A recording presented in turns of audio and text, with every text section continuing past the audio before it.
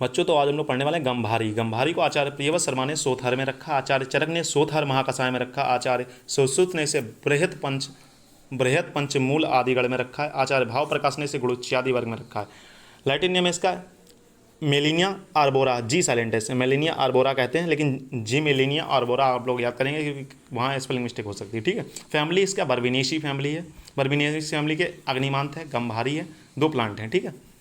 Part इसका पर्याय है सर्वतोभरदा, श्रीपर्णी के नाम से कई बार पूछा गया है, और मधुपर्णिका नाम से पूछा जाता है, ठीक है। पेपर में अगर पूछा जाएगा तो श्रीपर्णी और मधुपर्णिका नाम से पूछा जाएगा।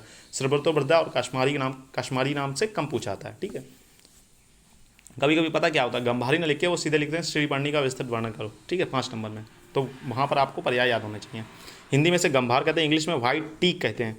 स्वरूप इसका ऊंचा वृक्ष होता है। उत्पत्ति सर्वत्र भारत में। रासायनिक संगठन है इसका बीटा सीटोस्टेरोल। अगर बीटा सीटोस्टेरोल जिसमें होगा वो कहीं ना कहीं इन्फ्लामेशन को कम करेगा, ठीक है, एंटी इन्फ्लामेटरी प्रॉपर्टीज है।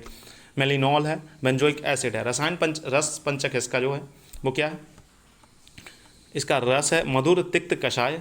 गुण है इसका गुरु। वीर है उष्ण। विपाक है कटु। और दोष कर्म है कफ वात शामक और वेदना स्थापक, मतलब वेदना को रोकने वाला, ठीक है। प्रयोज्यांग इसका मूल और पत्र इस्तेमाल करते हैं हम लोग। मात्रा का चूर्ण, स्वरस और क्वाथ नॉर्मल मात्रा है, 3 से 6 ग्राम, 10 से 20 ग्राम, 10 से 20 ml और 50 से 100 ml, ये जनरल मात्रा होती है, मतलब सब में इस्तेमाल कर सकते हैं, ठीक है। कुछ अलग अलग होंगे, जैसे आईफेन वगैरह का अलग अलग होता है तो उनका अलग से बता दूंगा, ठीक। विशिष्ट योग है इसका 10 मूला रिष्ट होता है, च्यवन प्रयास आता है, ठीक है। इसके कर्म क्या है, दाह शामक मतलब दाह को शांत करने वाला, रक्त पित्त घन मतलब रक्त पित्त को खत्म करने वाला, और तृष्णाहार मतलब तृष्णा को खत्म करने वाला। आमयिक प्रयोग, इसका आमयिक प्रयोग किसमें किसमें करते हैं, काश्मीरी का हेम शर्करा के साथ पित्तज ज्वर में करते हैं, पित्तज ज्वर में देते हैं। शोथ युक्त बात व्याधि में भी हम लोग इसका प्रयोग करते हैं। उसके बाद इसके स्पेशल पॉइंट हैं कुछ, क्या, चरक सूत्र स्थान 25 में इसे बताया गया। काश्मीरी फल को रक्त संग्रहणी और रक्त पित्त प्रशमन द्रव्यों में श्रेष्ठ कहा गया। ये आप जब चैप्टर नंबर 25 पढ़ेंगे, क्योंकि आपके इस बार सिलेबस में होगा, तो उसमें इसे किसमें रक्त संग्रहणी और रक्त पित्त प्रशमन द्रव्यों में श्रेष्ठ माना गया। ये जो स्पेशल पॉइंट लिखे हैं कहीं ना कहीं ये आपके एग्जाम पॉइंट ऑफ व्यू से उतने इंपॉर्टेंट, लेकिन एंट्रेंस एग्जाम जैसे कि आपके में नेक्स्ट हो गया तो नेक्स्ट के हिसाब से ही बहुत ज़्यादा इंपॉर्टेंट हो जाता है। ऐसे आएगा, देखो लिखा होगा डैश फलम रक्त संग्रहणी रक्त पित्तम प्रशमना नाम, ऐसे आएगा, ठीक है। पीजी में भी इसी तरीके से आता है।